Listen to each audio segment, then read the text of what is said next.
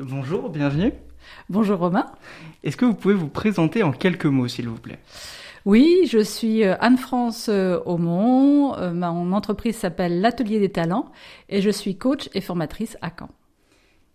Et comment avez-vous fait pour en arriver là? Quel parcours avez-vous dû suivre pour pouvoir avoir cette fonction? Alors mon parcours est ce qu'on appelle riche ou sinueux selon comment on voit les choses. Disons que j'ai fait avant j'étais directrice de la communication pendant 10 ans à la Chambre de commerce de Caen. Donc moi j'ai toujours travaillé dans la communication et donc quand j'ai décidé de me mettre à mon compte, de devenir indépendante, je suis restée dans la communication et donc je fais de la formation principalement sur tout ce qui est communication relationnelle, interpersonnelle.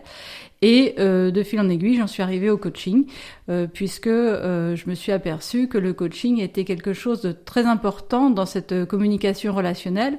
Et j'ai voulu approfondir ce champ.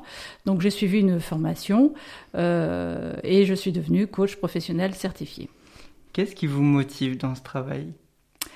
J'aime beaucoup, en fait, accompagner les gens dans leur évolution, dans leur progression professionnelle, puisque moi je suis principalement sur le champ professionnel, et donc des gens qui se posent des questions par rapport à leur évolution professionnelle, qui ont désir changer de métier ou évoluer dans leur poste, et c'est pas toujours facile. C'est-à-dire qu'on peut avoir le savoir-faire, la compétence, mais au niveau du savoir-être, c'est pas toujours simple. Et donc là, j'interviens sur le champ du savoir-être pour les accompagner dans cette transformation, dans cette évolution. L'humain est-il important dans votre quotidien, la relation à l'humain, quelque chose qui vous tient à cœur? Ah, c'est essentiel pour moi. Pourquoi? C'est essentiel parce que ce que je vous disais, on a le savoir-faire, et quand on l'a pas, on peut l'acquérir avec des formations, avec de l'apprentissage. Le savoir-être était quelque chose de beaucoup plus difficile à travailler, mais pas impossible.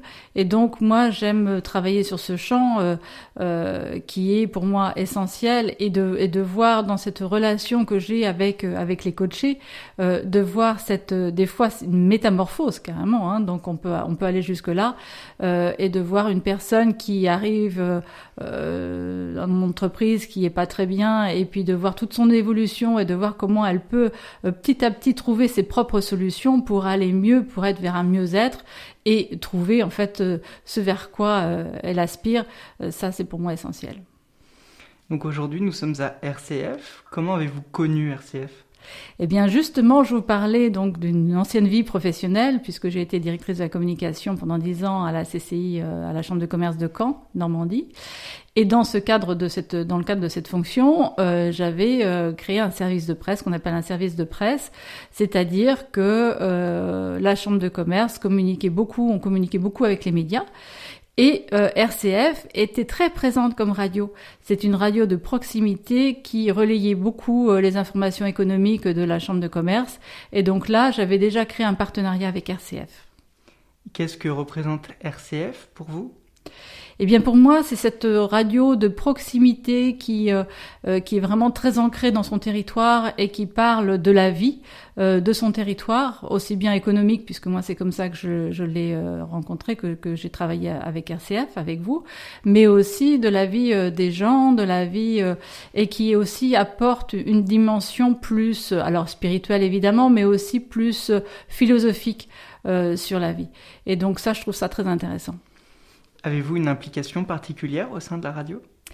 Eh bien oui, puisque votre directrice Sonia Duménil m'a demandé de participer à l'émission Coach et moi, où nous sommes plusieurs coachs à intervenir. Et moi, dans le cadre de cette émission, j'ai souhaité interviewer les coachés, c'est-à-dire les personnes qui ont fait du coaching avec moi, pour avoir leur témoignage. Donc, à chaque émission, il y a l'interview d'un coaché, et avant ou après, je commente avec Mathéo, l'animateur.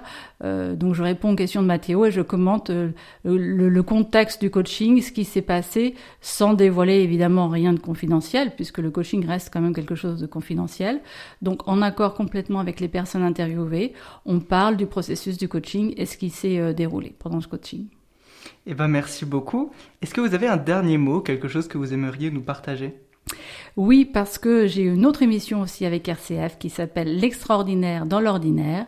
Et donc, c'est une émission où là, les personnes parlent de leur extraordinaire dans leur ordinaire. Et pour moi, ce matin, l'extraordinaire dans mon ordinaire, c'est de répondre à votre interview. Merci beaucoup.